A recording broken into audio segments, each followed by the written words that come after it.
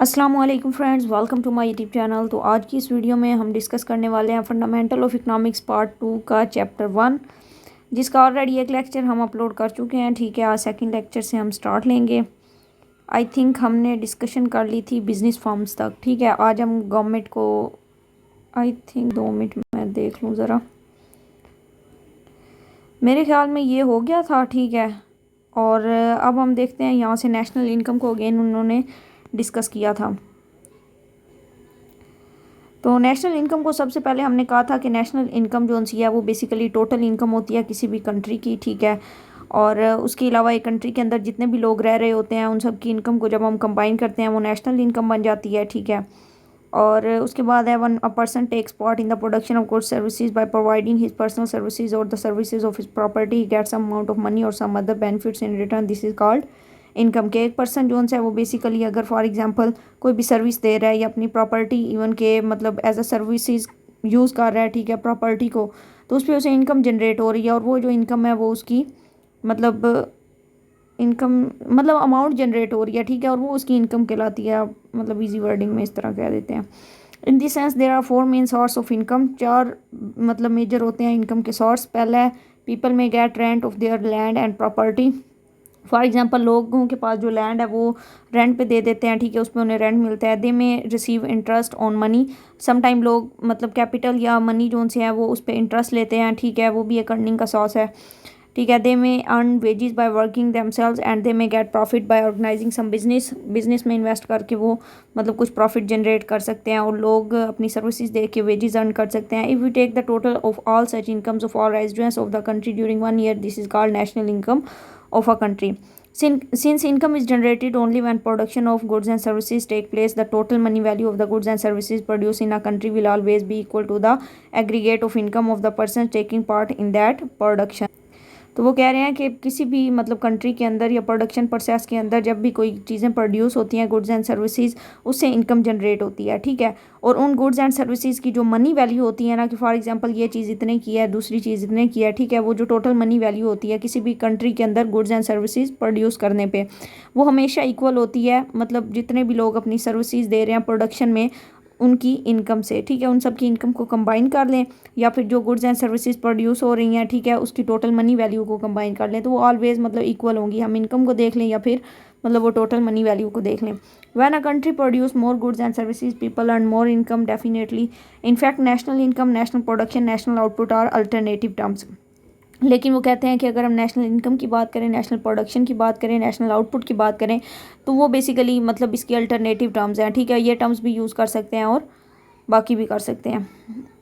उसके बाद हमारे पास है we can define national income in 2 ways। ठीक है, अब ये स्पेसिफिक डेफिनेशंस उन्होंने दे दी हैं। Total market value for final goods and services produce in a country during a 1 year, that is called national income. के एक साल के अंदर किसी भी कंट्री के अंदर जो गुड्स एंड सर्विसेज प्रोड्यूस होती हैं उसको हम नेशनल इनकम कह सकते हैं। या फिर sum of all incomes received by household including wages, rent, interest payments, profits during 1 year। ठीक है, कि वो कहता है कि या तो फिर मतलब हमारे पास जो हाउस होल्ड की या फिर उसके अलावा मतलब उनको जो वेजेस मिल रहे हैं, रेंट, इंटरेस्ट पेमेंट या प्रॉफिट मिल रहा है एक साल के अंदर, ठीक है, उन सबको हम कंबाइन कर दें तो उसको भी हम नेशनल इनकम कहते हैं।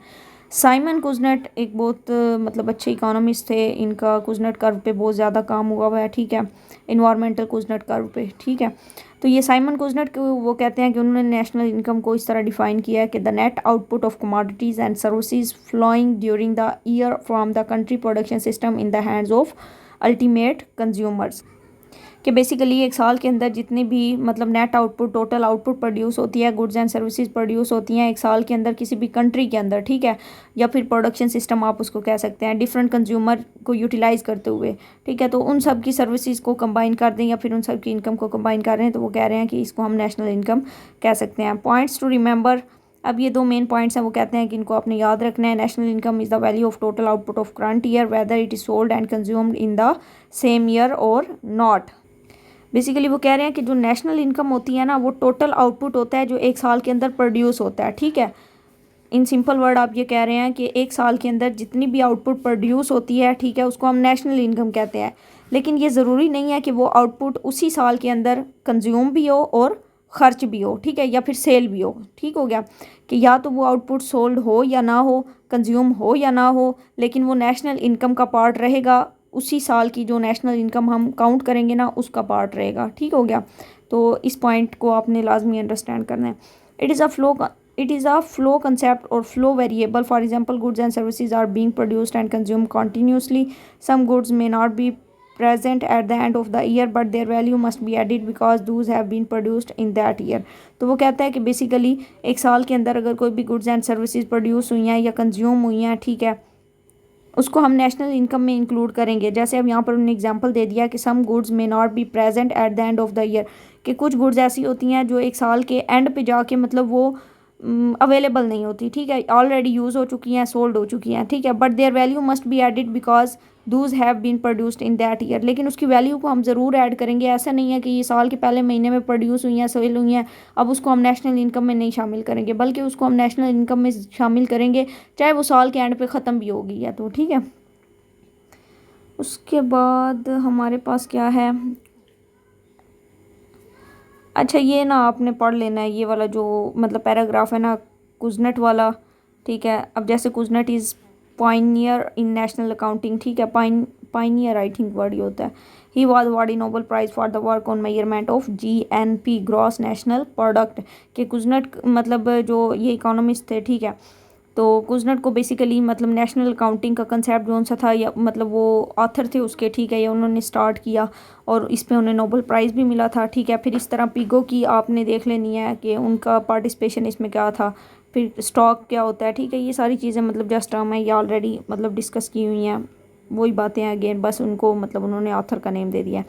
तो पिगो भी एक इकोनॉमिस्ट थे, तो ये अच्छा होता है अगर आप ये इकोनॉमिस्ट के नेम याद करें ना, जैसे एडम स्मिथ, मार्शल, कुजनेट, ठीक है, पिगो, ये 3-4 ऐसे हैं जो हम ऑलरेडी डिस्कस कर चुके हैं, ठीक है। तो ये जो जैसे जैसे इकोनॉमिस्ट के नेम आए ना ये आपने याद रखने हैं, क्योंकि ज़ाहिर बात है ये एक अच्छा मतलब होता है, बेस्ट होता है। उसके बाद हमारे पास है national income is measured for 1 year, एक साल के अंदर हम नेशनल इनकम को मैयर करते हैं, ठीक है, हर साल की नेशनल इनकम अलग होती है। उसके बाद national income is a money measure of total production of country, वही बात होगी कि एक साल के अंदर जितनी भी प्रोडक्शन हुई है उसको मनी के थ्रू जब हम मैयर करते हैं तो उसको नेशनल इनकम कह देते हैं। उसके बाद है national income includes the net value of only final goods which are not to be resold, कि नेशनल इनकम जो उनसी है वो बेसिकली उसके अंदर फाइनल गुड्स की मतलब जो भी वैल्यू होती है वो इंक्लूड होती है, ठीक है, which are not to be resold, ठीक है, कि उनको हम दोबारा से सेल नहीं कर सकते। एक तो होती है ना इंटरमीडिएट गुड्स, इंटरमीडिएट गुड्स हमने बात की थी कि जो फाइनल गुड्स को प्रोड्यूस करने में हेल्प आउट करती है, ठीक है, और फाइनल गुड वो होती है जो एक ही दफ़ा प्रोड्यूस हो जाती है, सही है, तो उसको हम रीसोल्ड नहीं करते, वो एक दफ़ा सेल हो जाए तो बस हो जाती है। Income from illegal source are not included, जैसे कि अब यहाँ पर क्या एग्जांपल दीजिए, इलीगल में आप कोई भी एग्जांपल ले लें, ठीक है, जो हराम अशियाँ, ठीक है, जो नहीं यूज़ करनी चाहिए वो नेशनल इनकम में शामिल नहीं होंगी।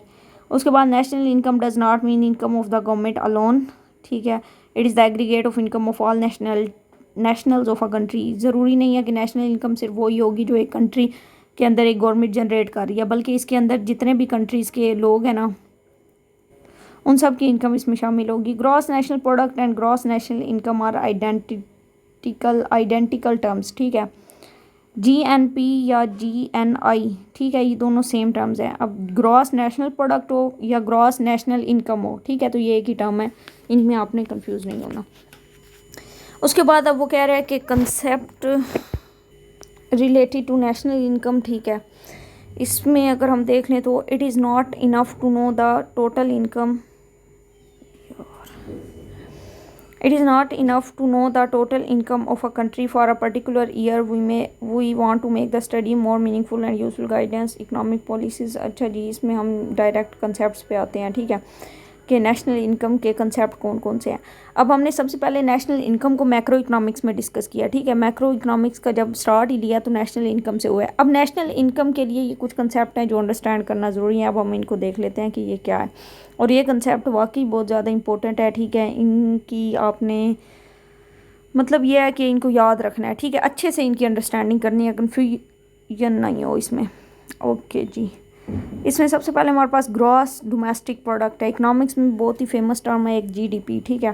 जीडीपी क्या होता है? It is the first major of national income. के नेशनल इनकम को मेजर करने के लिए ये पहला मतलब कंसेप्ट है, ठीक है, आप इस तरह कह सकते हैं।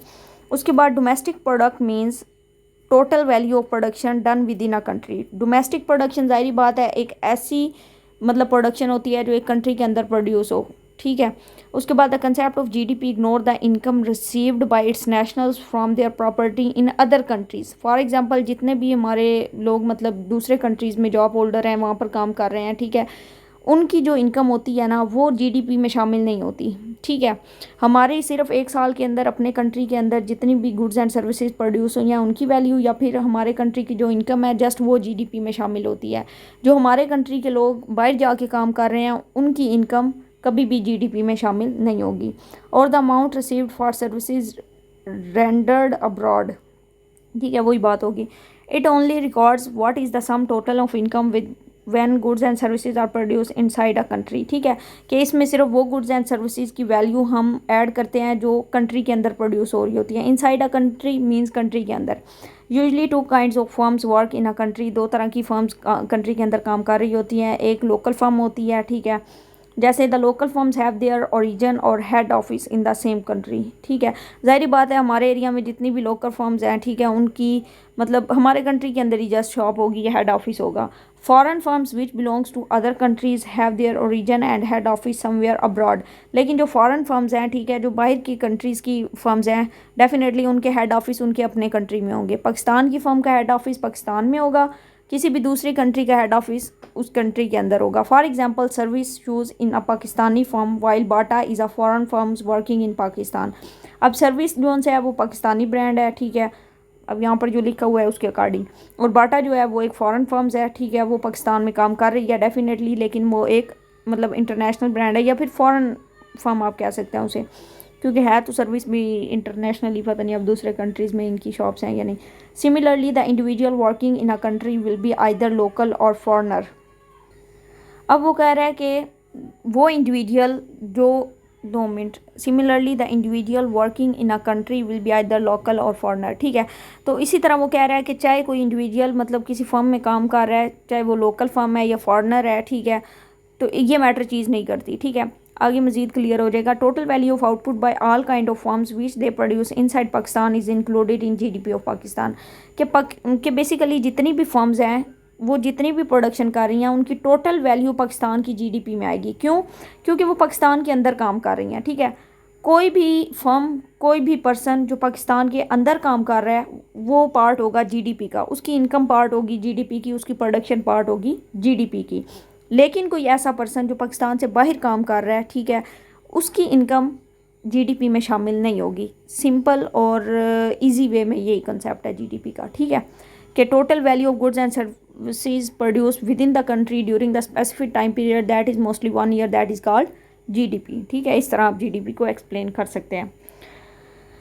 और उसके बाद अब हमारे पास है कि GDP of a country is the market value all final goods and services produce in economy during 1 year, वही बात होगी। GDP is the better idea is to visualise domestic production in economy, this production of बात service and बाटा including GDP of Pakistan. अब वो कह रहे हैं कि देखिए पाकिस्तान के अंदर 2 फर्म्स हैं, एक सर्विस है दूसरी बाटा है शूज़ की, ठीक है। अब जाहिर बात है बाटा जो सी है ये मतलब किसी दूसरी कंट्री की का ब्रांड आप कह लें, ठीक है, ये फर्म कह लें, लेकिन वो पाकिस्तान में काम कर रही है। और सर्विस पाकिस्तान का अपना एक ब्रांड है, ठीक है, वो पाकिस्तान में काम कर रहा है। लेकिन इन दोनों की जो प्रोडक्शन होगी ना वो पाकिस्तान के अंदर जीडीपी में ऐड होगी। सही हो गया। उसके बाद the salary of Japanese engineer working in Honda factory in Lahore is also included in our GDP. और वो कहता है कि एक पर्सन है जो जापान से है, जापानीज़ है, ठीक है, लेकिन काम वो पाकिस्तान में कर रहा है, ठीक है, लाहौर में किसी भी फैक्ट्री में काम कर रहा है, तो उसकी इनकम भी जीडीपी में शामिल होगी। सिंपल स्मूथ वही बात होगी कि एक पर्सन, एक फर्म, एक फैक्ट्री, एक कंपनी जो पाकिस्तान के अंदर काम कर रही है, ठीक है, उसकी जो भी इनकम जनरेट होगी वो जीडीपी का पार्ट होगी, ठीक है। मेरे ख्याल में इतना हो गया। उसके बाद the following points about GDP should be remember, ठीक है। ये जीडीपी के कुछ कंसेप्ट है, इनको आपने याद रखना है। GDP is a money measure of total domestic product. Only the value of goods produce in current year include growth are of GDP is used to जज the success of government economic policies. The relevant importance of various factor of economy is determined on the basis of each sector share in GDP. Increase in GDP is an indicator that economy is growing and expanding. In simple word कि GDP जो सी है वो money major है, ठीक है, total domestic production का। एक साल के अंदर ही GDP मतलब जो करंट ईयर चल रहा होता है हम कैलकुलेट करते हैं। इसके अलावा GDP जो सी है वो हमें बताती है कि गवर्नमेंट की जो पॉलिसीज़ हैं वो सक्सेसफुल हैं या नहीं है। अगर GDP ज़्यादा हो, बढ़ रही हो, तो मीन्स के कंट्री ग्रो कर रहा है, ठीक है, एक्सपेंड हो रहा है। और उसके अलावा relative importance of various sectors of the economy is determine, ठीक है, किस सेक्टर की ज़्यादा इंपॉर्टेंस है वो पता चलता है कि वो सेक्टर जीडीपी में कितना कंट्रीब्यूट कर रहा है। पाकिस्तान में एग्रीकल्चर सेक्टर की ज़्यादा इंपॉर्टेंस है, क्यों? क्योंकि एग्रीकल्चर सेक्टर ज़्यादा पाकिस्तान की जीडीपी में कंट्रीब्यूट कर रहा है, ठीक है। पाकिस्तान एक ज़रूरी मुल्क है, बचपन से सुनते आ रहे होंगे। उसके बाद है ग्रॉस नेशनल प्रोडक्ट, ठीक है। ग्रॉस नेशनल प्रोडक्ट हमारे पास, या फिर ग्रॉस नेशनल इनकम, ये ऊपर भी हमने क्लियर किया है कि ग्रॉस नेशनल प्रोडक्ट हो या ग्रॉस नेशनल इनकम हो, बात एक ही है। GNP is it's new name is GNI, ठीक है, ज़ाहिर बात है। Is the most important commonly use concept in national accounting. It is basic but rough estimate of economic performance of a nation, ठीक है। ये हमें मतलब एक रफ सा एस्टिमेट दे देता है किसी भी कंट्री की परफॉर्मेंस का, ठीक है। It measures the total value of output goods and services produce by the people in और आउटसाइड देयर कंट्री, ठीक है।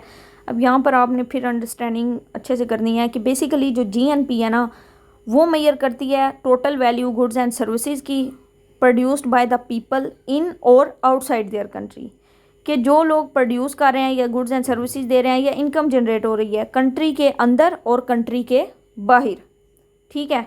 जीडीपी वाले कंसेप्ट को इसमें मिक्स नहीं करना, ये माइंड में रख के इस कंसेप्ट को आपने अंडरस्टैंड करना है। GNP is a wider and more comprehensive terms than GDP, कि जो जीएनपी है वो ज़्यादा अच्छी टर्म है एज़ कम्पेयर टू जीडीपी। क्यों? क्योंकि जीडीपी एक कंट्री की सूरत हाल बताता है, जीएनपी कंट्री से बाहर लोगों की भी सूरत हाल बता रहा है।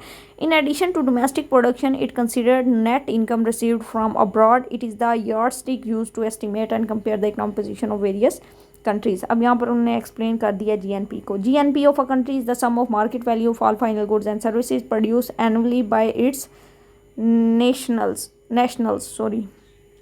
कि जीएनपी बेसिकली एक साल के अंदर जितनी भी final goods and services produce होती हैं एनुअली, ठीक है, उस कंट्री के मतलब नेशनल्स जो भी प्रोड्यूस कर रहे हैं उसको हम जीएनपी कहते हैं। Every country produce various kind of goods, consumer goods such as, ठीक है, ज़ाहिर बात है हर कंट्री के अंदर डिफरेंट काइंड्स ऑफ गुड्स मतलब प्रोड्यूस होती हैं। कंज्यूमर गुड्स वो होती हैं जो डेली यूज़ में आती हैं, ठीक है, जैसे shoes, textile, sugar mill, grains, ठीक है। कैपिटल गुड्स मशीनरी इक्विपमेंट वगैरह आ जाता है। At the same time large number of person perform different services ज़ाहिर बात है लोग दे रहे हैं, लेबर की, इंजीनियर की, क्लर्क, टीचर वगैरह की। It is the money value of all these goods and services are calculated at market price and added we arrive at a figure called gross national product। तो इन सब की services को जब हम combine कर देते हैं तो वो ग्रॉस नेशनल प्रोडक्ट कहलाते हैं।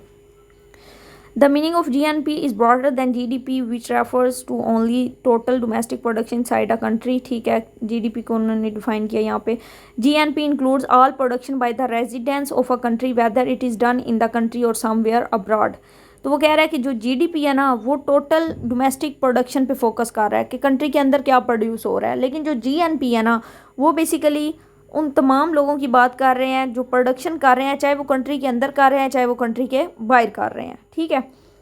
The GNP of a country से Pakistan include the profit sent home by all Pakistani firms and income of individual even if they are working outside Pakistan, ठीक है। वो कहता है कि जीएनपी के अंदर वो तमाम लोगों का प्रॉफिट इनकम आ जाएगी चाहे वो कंट्री के अंदर काम कर रहे हैं या कंट्री के बाहर। Similarly the part of profits and incomes transform abroad by foreign income and individual are excluded. लेकिन इसमें वो एक बात कह रहे हैं कि बेसिकली ये लाइन हम दोबारा पढ़ लेते हैं कि similarly the part of profit और इनकम ट्रांसफर्ड अब्रॉड, ठीक है, by foreign firms and individual are excluded, ठीक है, कि बेसिकली हमारे कंट्री के अंदर जो लोग रह रहे हैं और वो जितनी भी इनकम बाहर भेज रहे होते हैं, ठीक है, मतलब दूसरे कंट्रीज़ के लोगों को, तो वो हमारा इसमें ऐड नहीं होगा, ठीक हो गया। मेरे ख्याल में इसका यही मतलब है, बाकी इसको एक दफ़ा देख लेंगे, मुझे याद दिलाइएगा। जीएनपी और जीएनआई, जीएनपी का फार्मूला क्या है? GDP minus income of foreign taken out of the country, ठीक है, कि इन सिंपल वर्ड के जो पाकिस्तान की जीडीपी है उसमें से माइनस कर दें जितने भी लोग मतलब बाहर से इनकम अपनी भेज रहे हैं पाकिस्तान में, सॉरी ये फार्मूला मिक्स हो गया मेरा क्योंकि मैंने ये मिक्स कर दिया, ठीक है। इसको दोबारा पढ़ते हैं। GNP is equal to GDP plus income received from abroad minus income of foreigners taken out of the country, ठीक है। कि GDP के अंदर वो इनकम प्लस कर दी जाए जो हमें बाहर से मतलब बाहर के कंट्री में जितने भी हमारे लोग काम कर रहे हैं उनकी इनकम को GDP में प्लस कर दिया जाए, और फिर उसमें से हम माइनस कर दें कि income of foreigners taken out of the country, ठीक है। कि हमारे कंट्री के अंदर जितने भी फॉरेनर्स काम कर रहे हैं, ठीक है, उनकी इनकम को अगर हम मतलब माइनस कर दें उसमें से, तो वो हमारी GNP कहलाएगा। इसके बाद एक और इसका फार्मूला है GDP plus net factor income from abroad, ठीक है। वही बात है, बस उसकी टर्म चेंज कर दी गई है। यहाँ पर उन्होंने एग्जांपल भी दे दिया है कि फॉर एग्जांपल GDP पाकिस्तान की है 140 बिलियन, ठीक है, और उसके अलावा वो कह रहा है कि plus income of Pakistan from abroad है 30 बिलियन, ठीक है। और फिर हमने अब माइनस करना है, income of foreigners taken away है 20 बिलियन, तो इनको प्लस माइनस करेंगे तो वो 150 बच जाएगा।